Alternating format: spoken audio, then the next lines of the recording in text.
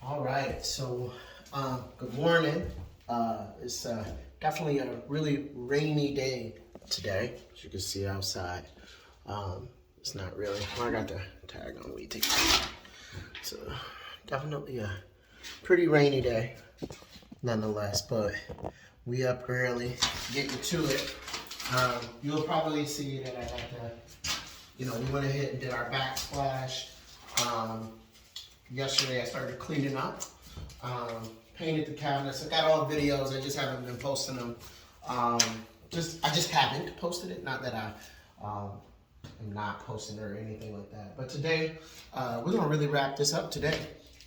Today what we're gonna do is grout and clean ourselves up out of the kitchen. I got my brackets, I'm gonna go ahead and hang these cabinets. I'm still debating on what I'm gonna do as far as the inside. I might paint those black and then get just like some contact paper for the shelf. I haven't decided yet. It's not that serious of an issue.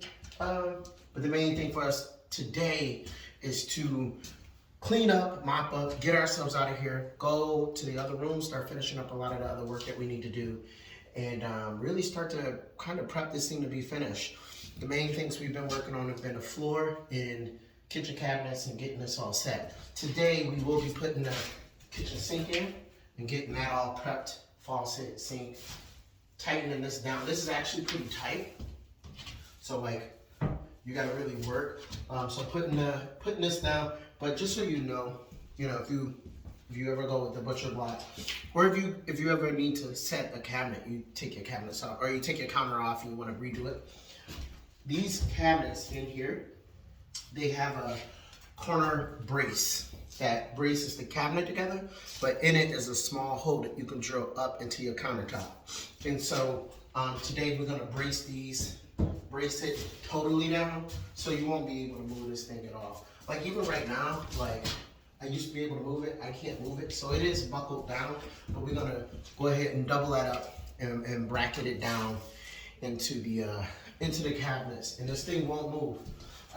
Leaving the plastic up so that we can go ahead and do our grout. We'll put this back, and then following up after that, we'll put in face plates and everything. But that's like, what those are called is your finishes. So when you're finishing, there's no work to be done. You're just screwing your finish and moving on. So placing your light plates, things like that. But I'm really excited about this project. You might see like, dang, the last month of videos, DeMarco has been largely in the kitchen doing work. I like to say that this was fast, but you can see the videos. But realistically, I've been moving rather quickly. If you think, tearing the floor down, redoing the floor, redoing the counters, painting the cabinets, and painting all the cabinetry, putting in a new butcher block, patchwork, paintwork, like it took some time, but it should have took that time. And also, I think the other thing to remember is, not everybody has a crew of people, So like, if you want to take some of this on yourself, it's gonna take you, time. So there is an element of, being patient and working, just being patient and paying attention to detail. One of the things that I wanted to focus on with this particular house, given the opportunities that I had with it, again, normally I purchase properties off the land bank. So typically what I'm doing is like a total gut almost in many ways, where, it has many issues, like no doors, no windows, no anything. This house, although it did have some major issues, those issues were able to be kind of rectified in ways that the other properties I've worked on didn't. So, whereas with the land bank house, I had to do all of the windows. I have to do a brand new electrical system.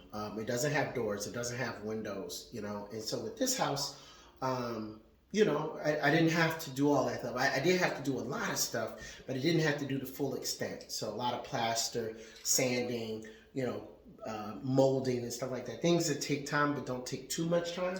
I think probably the more complicated thing I did with these is the kitchen remodel. And then again, I didn't take it down to the gut. You know, I didn't gut it down to the studs. And also the bathroom remodel. So I would say those two actually took me way more time of all of the other work to be done. And then a lot of patching work. And then the flip side is I also had somebody living in here while I was trying to work around them. So I would just say for any of you landlord, developer, rehabbers who are just getting into it, one of the things you want to make sure is, I would just say, make sure that it's, you know, vacate the unit. If you're gonna gut it. If you're not gonna gut it, really understand what are the things you need to do to get in there. Make sure your systems are running perfectly or decently. So make sure your furnace system is working, your plumbing system is working, making sure all of the plumbing stuff is done. Check for things that the last property owner, I'll say property owners that are like slumlord, make sure that they, you know, check different things to see if like there was a fire, things that they covered up.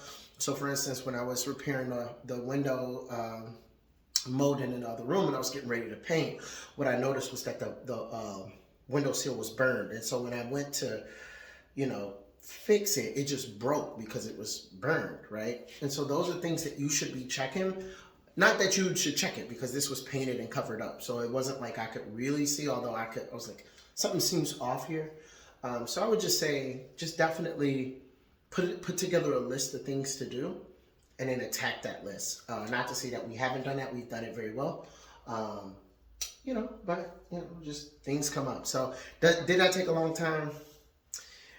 Probably in the grand scheme of things, if you consider I'm doing a lot of it on my own, probably not. I'm actually moving pretty quickly.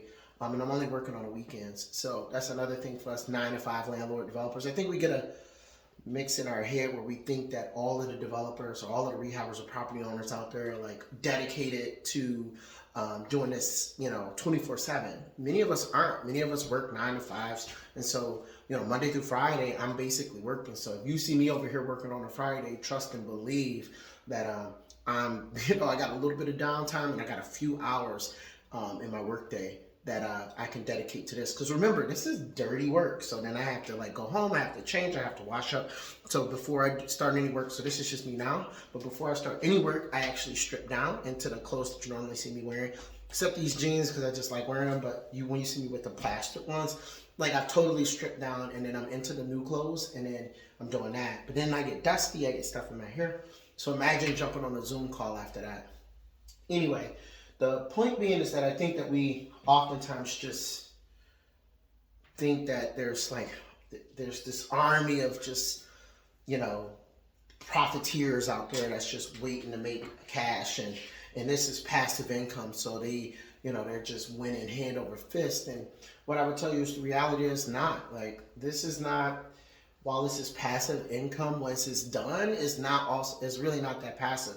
And then if you run the numbers, if you really think about it, like when I'm going to charge in rent, I still got to pay taxes. I got to pay I got to pay the water bill. I got to pay taxes. I got to pay any debts because I'm buying this property on a land contract. So any debt, any bills that I have to pay, I have to pay all of those. I have to, you know, so when you take what I'm going to make in rent minus like tons of bills and things that I still have to pay as the landlord, landscaping bills and things go wrong, right? So I have a home warranty on this. So shout out to AHS if you don't have it. So I have a home warranty on here. So I pay for those. You know, also remember, like if you know your tenant doesn't pay the electric bill and then they leave, that's a bill you got to take on. If you know the water bill I'm paying, it's not a bill that I don't live here, so it's not a bill that I actually created. It's a bill that was left, and I have to take care of it. But also the main other thing you got to remember is that, you know, the tenant is responsible for fixing things that kind of are like in the everyday use of things, right? So like a light bulb goes out, it's not expected that the landlord come and change the light bulb. The tenant can change the light bulb, or the tenant can put the battery in a fire alarm, you know, things like that. But if that furnace goes down, that's a landlord issue, right? So say your furnace goes down and it costs you $4,000 to $5,000 to repair that, and you can't get financing, you can't go to the bank, because a lot of us landlords or smaller landlords and small rehabbers or whatnot, we don't have access to the capital market system the way people talk about. I talk about this a lot at work just for what I do because I do this professionally, but I talk about that as well, is that you know we make this assumption that like every landlord is sitting on like $500,000 and they can just pay somebody to go do something, or they can just quickly fix things. It doesn't work like that, you know. And then if a tenant hasn't paid rent, that's almost like the unit is vacant. Those bills still exist, but I still have to, but you know, I haven't collected that rent. And so then the furnace goes down, that's $4,000 that I gotta drop, but I'm not making that much money. So at the end of the day, you know, while it is a very passive income, I would say for anybody interested in getting in this, and definitely DM me or whatever, we could talk about it. But the actual profit isn't always that, you know what I mean? So like, you know, yeah, you might have this many houses and you might be working on things, but at the same time, it's like, it's not always that passive. And when things go wrong, that totally eats up a good chunk of the amount of money that you stood to make. So the only way that these things work is that the property owners, the landlords owning these properties over time, and they're making major updates. And when they make those major updates, they don't have to make that update again for the next 10, 15 years. So when you replace the roof, when you replace the furnace, you replace the hot water tank, and those systems are running perfectly, anything else is, you know, on that tenant to fix. So if the cabinet door breaks, it's not expected that the landlord can come fix it, but it's not expected that they eat that cost.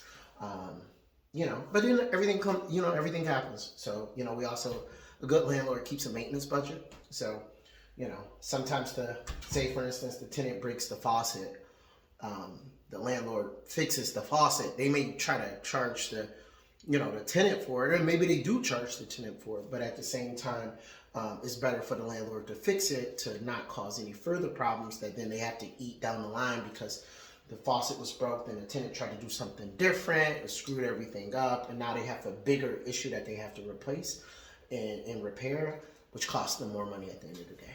So with that being said, I can't wait to show you like the finished product of this and the grouted tile and whatnot. I'm not trying to show you the whole thing just yet. We're gonna rip this plastic off once it's grouted and put the sink in. We're gonna put these cabinets in. I'm gonna start cleaning up, making my way out to the other rooms in here.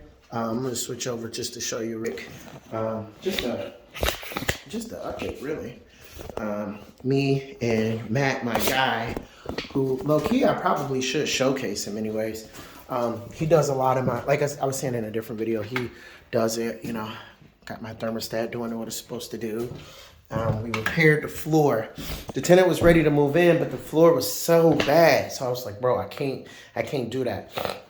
So Matt came in, you see the wood we ripped up and we repaired it. So now it's all repaired in there.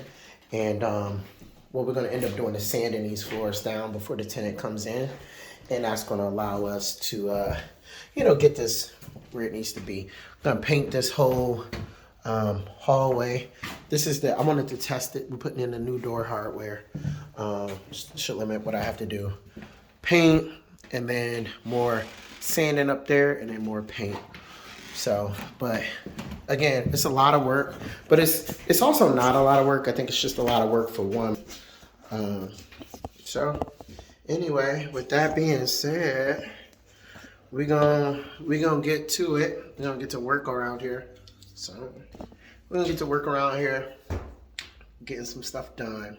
So I'm gonna show you some video. I'm gonna share some videos, you know, a little bit later today, but I wanted to just give you that little prep talk before we get to it. All right, peace.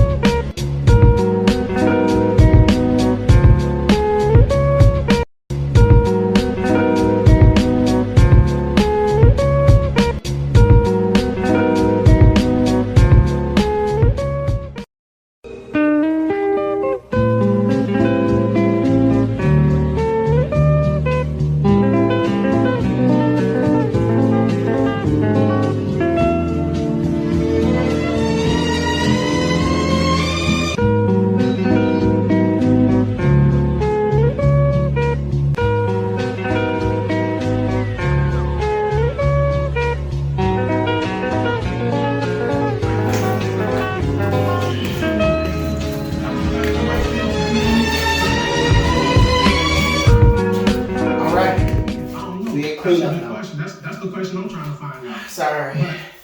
Paternity test keep me focused, huh? Anyway, grout it.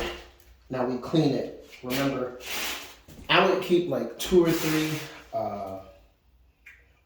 buckets of water with you, because as you clean, it's gonna collect a lot of this grout, and you're gonna be squeezing it out, and you're gonna want to do something with it. So what I would do is make sure you get a couple of buckets of water, one with clean water, well, both with clean water, and then as you get done with one, you use the other one. Hopefully this doesn't take me as long as it took me to do the floor, but we're gonna clean it really good because it's not much to do. We're gonna clean it super good, and then that'll be it. Now we'll have to do some cleaning on the counter, but because we put the polyurethane down, it should be really easy to clean, or easy enough to clean. And then we go from there. We'll rip this plastic off or cut it off, and then it's all good. So anyway, like I told you, this is the final steps of the toweling process. And so once we're done with this, I don't have to towel anymore.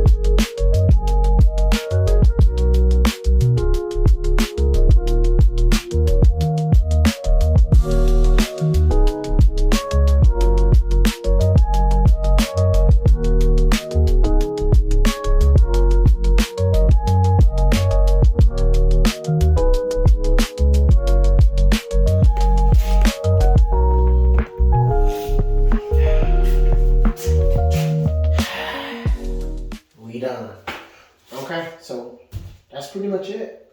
I'm actually gonna get us a second to dry. So I'm gonna do it. It's all cleaned. Grout needs to sit anyway, so I'm gonna let it dry for a little bit, and then clean up those sponges. I know you saw this here, but it's gonna get painted again anyway. So what I'm about to do is take a break, clean up, move all of my tile equipment. We're gonna go ahead and move that out the way because we're not doing any more tile work. I don't think, right? But anyway, we're not doing any more tile work. Check, let it dry. I might actually get some, actually got a rag, so let me just dry it, just a little bit. Get this little bit of leftover water off.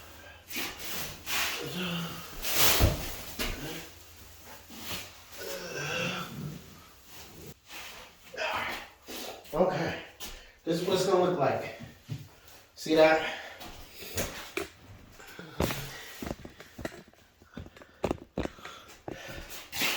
Actually, I'm gonna turn. All right. Let's do it that way. So this is what it's gonna look like right here. You see? Clean, grouted. So we're gonna let it dry. Sorry about that. We're gonna let it dry a little bit. So we're gonna let this dry a little bit. This is done. I'm not gonna pull the plastic off just yet because I actually wanna do a little bit more touch-up paint. I'm gonna paint under here, black. But before we leave today, we're gonna put the sink in. We're gonna let it dry for about an hour or two. We're gonna put the sink in.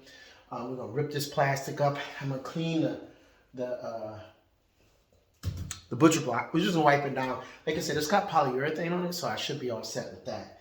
And then the goal today is to clean this kitchen out, put the cabinets up, and then like I was saying, we're gonna probably do like some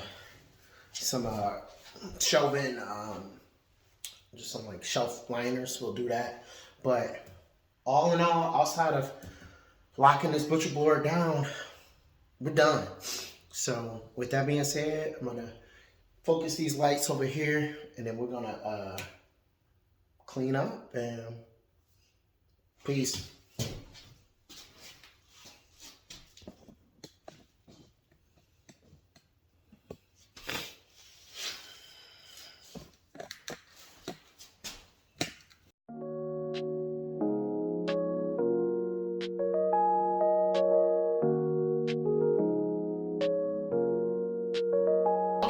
This is more like it.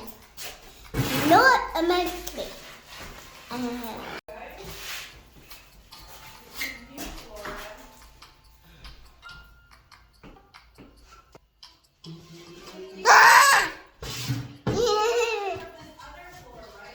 Okay. No. Go back with your arm. Yes. Thanks.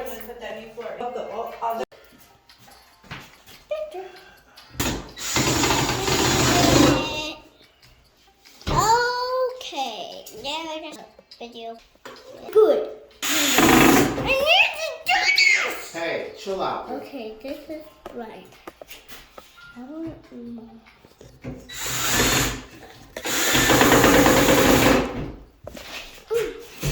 That's close. Just stay on those. Yes. I'm the best. I'm You're the best. Yeah. Turn is play A. Okay, here we go. Okay. Hello. This is Kalina.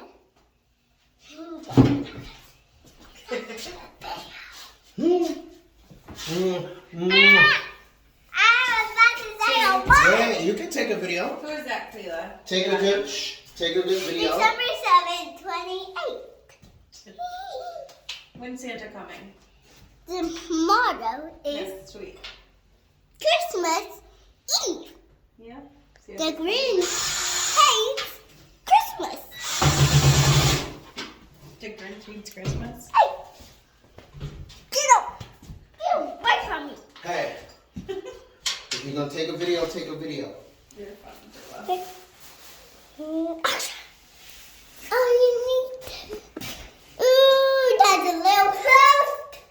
It's really looking good, though. You pretty much just gotta get everything out and you're good to go, huh? Get these cabinets up and you're done. Yes, please! Oh, no. Kalila, you gotta, if you're gonna take a video, you gotta say something. I can't. Dancing around. Hello, this is Kalila. And remember me, guys? Yes. So, hey, video. Okay. Here, And I want this.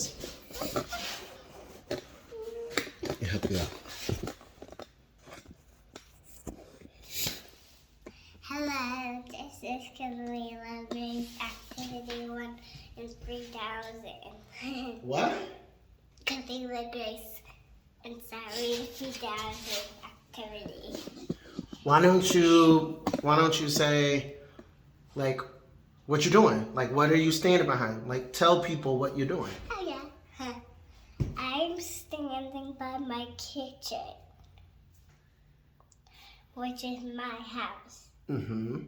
And my daddy is painting. Show them. Point to it. Like, you can show. Like, talk. He's painting the colors black. Mm-hmm. And I was playing a game on my tablet. That's good for me. Now for you.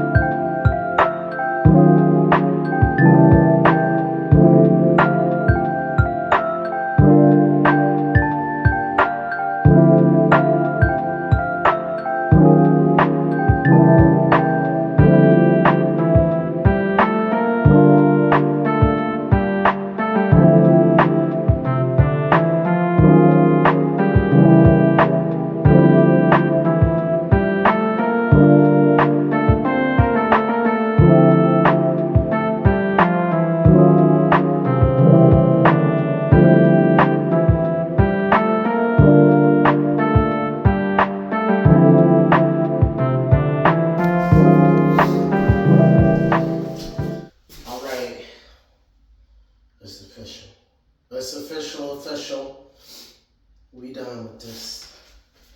Minus some touch-up paint, a little bit of sand paint. I'm calling it officially done with the kitchen here. We're gonna wipe this down, caulk it. I'm gonna put some silicone, clear silicone around the back, clear silicone around the sink, clothes and stuff. We all set. Peace. Alright. Hey, thanks for watching these videos. Hopefully they give you some level of inspiration or whatever. But as we figure it out, we just try to record it and share it with you. So anyway, with that being said, thanks for watching these videos. Please watch some of my other videos. Hopefully that gives you more inspiration and it doesn't leave you with more questions. Anyway, peace.